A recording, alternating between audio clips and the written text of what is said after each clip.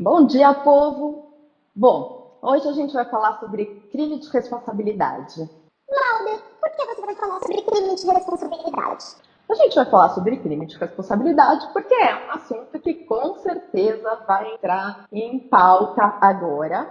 E o objetivo dessa parte desse canal é falar do direito de uma forma que todas as pessoas entendam. Eu fiz direito e eu percebo que muita gente não consegue entender muitas coisas que acontecem, e até porque o vocabulário utilizado no meio jurídico é muito específico. Então, realmente, para pessoas que não cursaram direito, que não são advogados, promotores, juízes, enfim, que não trabalham na área jurídica, fica difícil de entender o que está acontecendo. Então, eu resolvi gravar esse vídeo para tentar explicar de uma forma mais simples para que uma pessoa que não cursou direito, ou para que uma que cursou com uma dúvida ou quer me ver, conseguir boba, conseguir entender e analisar melhor o que se passa no país. O que são crimes de responsabilidade? O crime de responsabilidade ele foi previsto pela Constituição Federal, a norma mais importante do país, que rege todas as outras normas. Mas leis infraconstitucionais significam, abaixo da Constituição, previram outras autoridades que também podem cometer crime de responsabilidade. Eu não vou aqui ampliar muito, falar sobre essas outras autoridades, porque senão o vídeo vai ficar extenso e vai perder a função de ser um vídeo mais direto, mais claro. O crime de responsabilidade é uma infração de natureza político-administrativa. Então, apesar do nome crime, ele tem uma natureza político-administrativa. E, segundo a Constituição Federal, é cometido pelo presidente da República. Conforme a nossa Carta Magna, são crimes de responsabilidade: 1. Os atos que atentem contra a União. 2. O livre exercício dos poderes de Estado. Quais são os poderes de Estado? O executivo, o legislativo e o judiciário. 3. A segurança interna do país. 4. A probidade na administração. O que é, aqui eu vou dar só uma pausinha, o que é probidade na administração? A probidade na administração é um conjunto de princípios que garante que o administrador público vai agir no interesse da coletividade.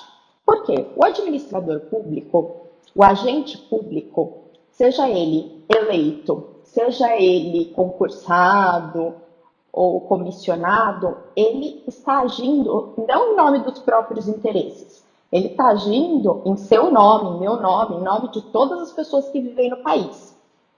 Então, existem regras que ele tem que seguir para assegurar que ele estará agindo no interesse de todo mundo e não no interesse particular dele. Ou seja, o interesse público, quando um funcionário público, vamos dizer assim, age, ele tem que agir sempre visando o bem de todo mundo e não o dele. Então, os princípios que regem a probidade na administração pública são os da legalidade.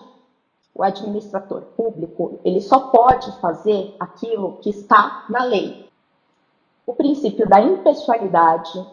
A impessoalidade determina que o administrador público, no caso do crime de responsabilidade, o presidente da República, ele só possa praticar condutas de acordo com a finalidade prevista na lei, de uma forma impessoal. Por exemplo, no caso que a gente está falando do crime de responsabilidade do presidente da República, o presidente da República ele não pode demitir um determinado agente única e exclusivamente porque ele pegou birra do agente, porque isso feriria a impessoalidade.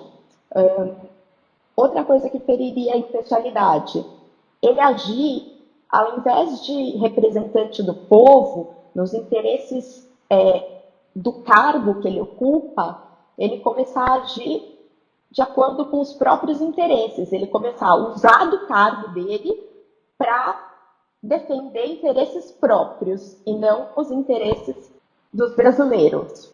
O princípio da moralidade é o terceiro princípio. É obrigatório no cumprimento da função pública o respeito à ética, à razoabilidade, à justiça. Quando, por exemplo, um presidente não dá a devida atenção numa assistência médica ou na existência digna das pessoas, fazendo gastos exorbitantes, por exemplo, com propaganda institucional. Isso fere a moralidade. Mesmo que o ato possa parecer legal, ele está previsto na lei, a forma como ele agiu, em detrimento de coisas mais importantes, deixa aquela conduta ilegal, por desrespeitar a moralidade. Tem um professor Pedro Lenza, que ele fala muito sobre o princípio da moralidade e ele fala que no caso do mensalão houve uma imoralidade legislativa.